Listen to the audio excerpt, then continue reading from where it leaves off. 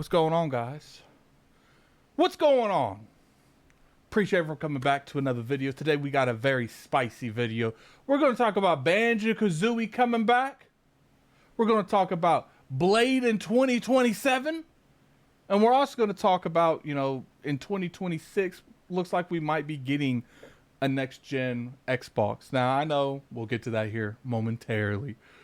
Banjo-Kazooie. For those of you that have been following this channel for a long time, you know Banjo-Kazooie is one of those important, franchises to me. Look, is it my end-all, be-all? No. It's a lot of nostalgia reasons and, memories of playing the game with my father. So that game always holds a key point to me. For years, I have been convincing myself that this is just a game that you're never going to see come back in any way, shape, or form. It's just going to be part of the Rare Replay program or whatever that game's called. I think it's called Rare Replay. I don't know. People put in the comment section below what it was called. I think it's Rare Replay. Don't quote me though. But after that, for the longest time, I would hear rumors. Addict, there's going to be a Banjo-Kazooie. Never happened. Addict, this year, it's a Banjo-Kazooie. Never happened. So I kind of backed away. Kind of how I felt about Fable. Originally, I was told for years, Fable, they're remaking Addict. They're doing it. But every year it came around, and I would never see any form of announcement involving the game. So I kind of gave up on it. I'm like, this ain't going to happen. I am getting my hopes up every year for no reason, so I'm officially off the Banjo-Kazooie train, and I don't see myself getting on it anytime soon. But then Phil Spencer had that interview with, I believe it was Jess Gordon. Put in the comment section below if it was that particular interview. And Jess asked him, with StarCraft coming out, because Sarah Bond kind of teased that they were going to be remaking StarCraft. He asked, is this something you guys are looking into? Are you going to be visiting older IPs? And he specifically said, Banjo-Kazooie fans, I hear you. And to me, you wouldn't bring that up if you weren't in some way, shape, or form going to do anything with the IP. We should have seen when they put it in Minecraft. I mean, not Minecraft. Well, he's got a skin in Minecraft, but in Super Smash Brothers, Banjo-Kazooie is in that game. Now, I don't know if he's any good. Maybe I got some Smash, players watch me. You could tell me if Banjo-Kazooie is meta or not in, in Super Smash Brothers. I don't know. Yeah, put that in the comment section below. But that gave me a little bit of hope. Maybe we will see this one day. The question is if they bring Banjo-Kazooie back, how do you feel they need to do it? This is my opinion. Banjo-Kazooie, you could argue it's not going to move any needles, and I would agree with you on that. For the most part, it's just people that really enjoy the game.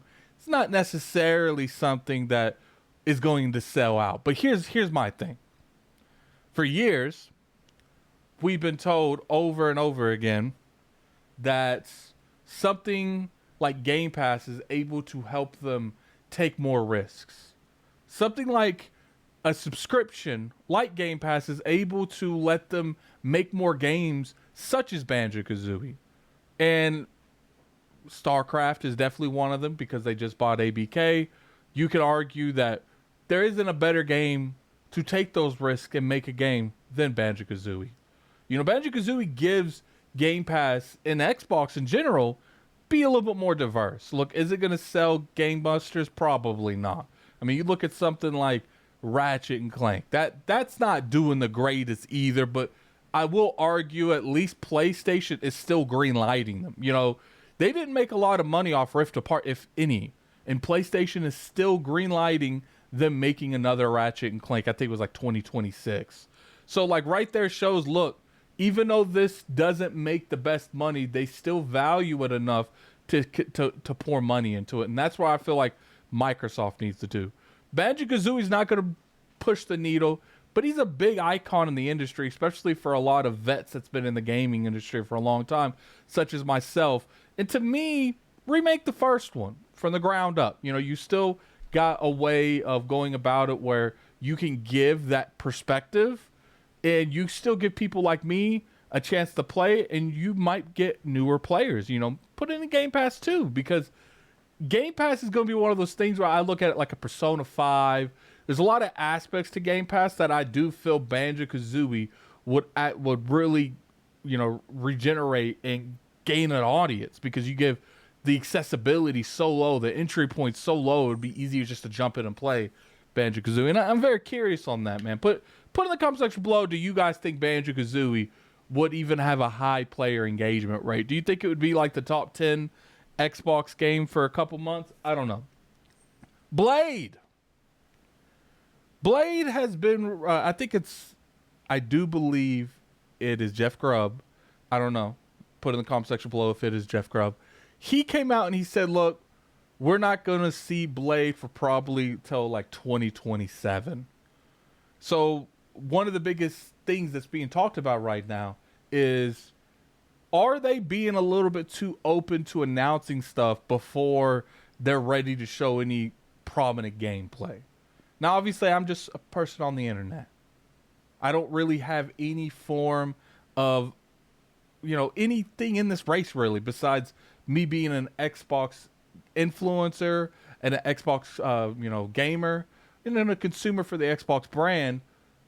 I personally don't mind them announcing something like Blade this early. I don't mind you really announcing anything. Here's my rule when it comes to announcements.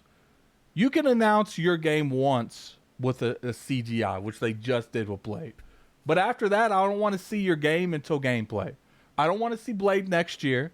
I don't want to see Blade the year after that. Do that initial CGI announcement just showing, look, this is what the studio is working on, and we'll see you in a few years. And then the next year, you start showing more and more stuff that's actually ready. For instance, let's say that they could have showed this at E3. That's fine. Show it at whatever the E3 showcase, whatever you guys want to call it now. And you mix some long form announcements with the stuff coming out now. You never open up with something like a Blade at these type of showings. But what you do is you do open up with like a Fable gameplay for next year. And then you end it, or I don't know. Do you guys think ending a show with the game coming out years from now is the right move? I think your drop the mic moment could be a game a few years from now. Like, even if this game doesn't come out in 2027, until 2027, I personally believe, as long as they don't really like show us a lot of content between now and then, I don't want to see a CGI scene 4 times. Wait till like 2026, 2025, and then show us gameplay of Blade. I feel like more people would be accepting with this type of model if you just don't show it to us over and over again. Who knows? Maybe people like seeing these games over and over again at events before the game actually comes out. I think PlayStation really, last gen, they're really bad for that. They're like, we're going to show you everything coming out this generation, and you'll just see it when you see it. And I think people are really wanting that from PlayStation, but not Xbox, which is kind of weird. When you look at it from like a standpoint on PlayStation, like, they don't really have the studios to consistently show newer things on top of sprinkling in, stuff that's far out. So pretty much they have to show the same stuff years in advance every year. But I think Xbox, they're in a really privileged position because of the amount of money that they poured in to the gaming industry, and they have all these studios. They could easily show what some games are coming out like 4 or 5 years in the future, and they could still give you more games that's coming out relatively soon. For instance, let's say that they didn't show Blade at the Video Game Awards, and they show Blade this year, or whatever that E3 conference is going to be called. They end it with that. And then next year, they don't show Blade because they don't need to show Blade. Plenty of other studios are ready, and I think that's the way to go. We can't ask for roadmaps, guys, and then get mad when they show roadmaps going all the way to 2027. You can make the argument that maybe that's too far in the roadmap to show, but I'd make the argument I prefer to know it exists and be waiting for it than to not know it exists and be asking for it. That's my personal opinion on that. Put your opinion in the comment section below. I'm very curious. Definitely going to read that. 2026. So I've made a video about this, but obviously people are talking about it, and I want to give my overall perspective on whether or not Xbox releasing in 2026 makes sense to me. Now, let's talk about the elephant in the room. The PlayStation 5 Pro is rumored to come out in 2024.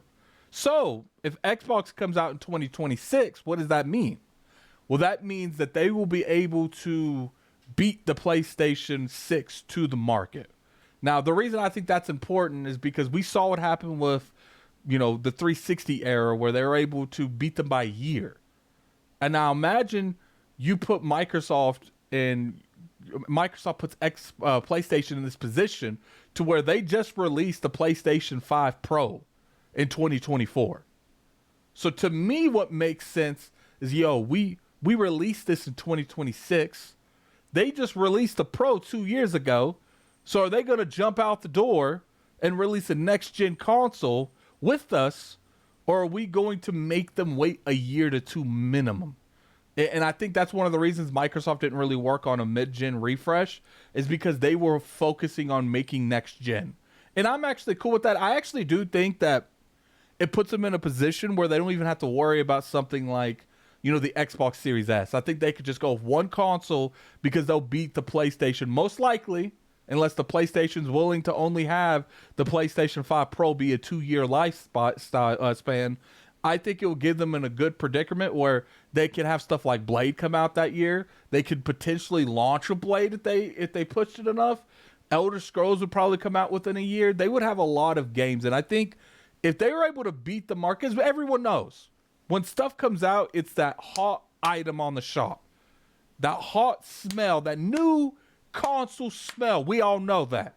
We all know how nice it is to have new hardware. And if you're the only hardware in the industry at that time, you could really benefit from it. But this isn't going to work the greatest unless they have compelling launch titles and a compelling launch window. We need Blade coming out in that first year. We need Elder Scrolls coming out in that first year. We need these games, and not to mention these games coming out in that first year. Something big is going to have to be at launch. Maybe the next Halo can actually be ready for launch. I don't know. Maybe they shouldn't be relying on Halo. Keep in mind, we're not looking at the elephant in the room, Call of Duty. Imagine if they released the next Xbox that year the same day Call of Duty came out. So you get the next Xbox with the next Call of Duty, that year's Call of Duty, and it's bundled in with the consoles. I don't know if they would bundle the actual digital game, or they would just say you have access to Call of Duty through Game Pass, which would be very interesting to see how they go about the marketing of Call of Duty when they're able to actually fully take advantage of it. I think people are underselling the value of Call of Duty in Game Pass in the box, especially at launch. Maybe that's just me. Do you guys think Call of Duty, if Xbox chose to release it the same day as Call of Duty, I think it would be very beneficial to them. Put in the comment section below what you guys feel about that. But anyway, I feel like it's good, man. I feel like that is a good direction. I'm just curious how PlayStation responds. Put in the comment section below what you guys feel about that. I'm really curious about, your guys' topics today and, your hot takes on my hot takes. I'll be reading the comments below. Appreciate everyone for supporting the channel. You guys have been very loving, very supportive. Hit the like button if you guys enjoyed this video. You can always sub to the channel. I make weekly content. This week's been kind of crazy because I've been doing taking my mom to doctor's appointments and stuff. But I appreciate everyone for the support. And until next time, this is Gaming Addict. I'm out of here. Peace. Man, that's almost a 14-minute video, guys. If you made it to this far, thank you.